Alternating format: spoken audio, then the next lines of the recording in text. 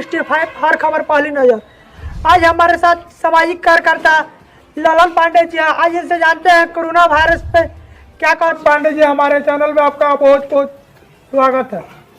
सबसे पहले Manish Singh ji, news India 365 का मैं हार्दिक स्वागत और अभिनंदन करता हूं कि आपने मुझे चुना है। इसलिए कोरोना वायरस ये कोई बहुत बड़ी चीज़ नहीं है। इसमें लोगों को साफ सुथरा रहने की अपील है। कोरोना वायरस से बचने के लिए मैं अपनी बात बता रहा हूँ। प्रतिदिन सुबह उठ के बाथरूम से फ्रेश होने के बाद, ब्रश करने के बाद एक लहसुन का जो है, जो हमारे अंदर हमारे गांव समाज के खेतों में पैदा होता है, वहाँ से एक लहसुन का पोठा लेकर के उसको छील के खा के और पानी पीते हैं। 1 लोटा पानी पीते हैं। इससे क्या है, लहसुन हमारे लिए फायदेमंद है। लहसुन हमारे एंटीवायरस कीटाणुओं को मारता है और हमारे शरीर के हार्ट और ब्लड प्रेशर को कम करने के लिए जो है लाभदायक भी होता है। और लहसुन से एंटीवायरस भी मारता है। हर एक 1-2 घंटे के बाद कोई भी वर्क करने के बाद हाथ को साबुन से धोना, फिर थोड़ा सा गंदगी की जगह से बचना, और रात को सोते वक्त दूध में हल्दी डाल के गर्म करके सोते वक्त हल्दी पीना, ये स्वास्थ्य के लिए बहुत ही लाभदायक और स्वास्थ्यवर्धक चीज है। कोरोना से डरने की आवश्यकता नहीं है।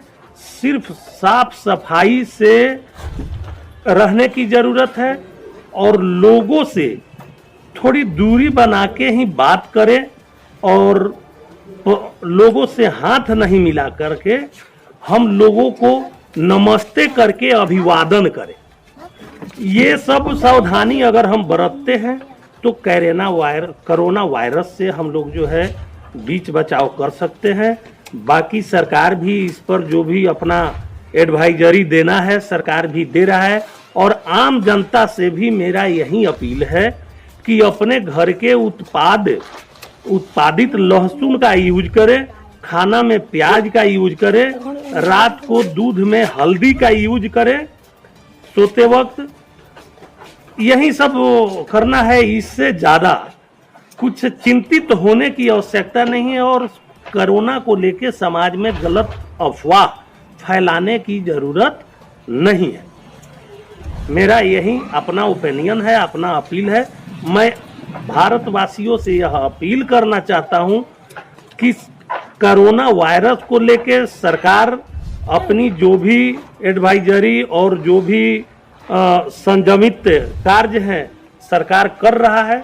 हम एक दूसरे को अगर देखते हैं कि खांसी है, बुखार है, मास्क नहीं लगाया है, तो उसको मास्क लगाने का हम सलाह दें और तुरंत ही किसी नज़दीकी अस्पताल में जाके इलाज कराने के लिए हम उसको अग्रसरित करें कि वह इलाज में जाए और जांच करवाए और इलाजरत रहे। किसी प्रकार की कोई चिंता करने की जरूरत नहीं।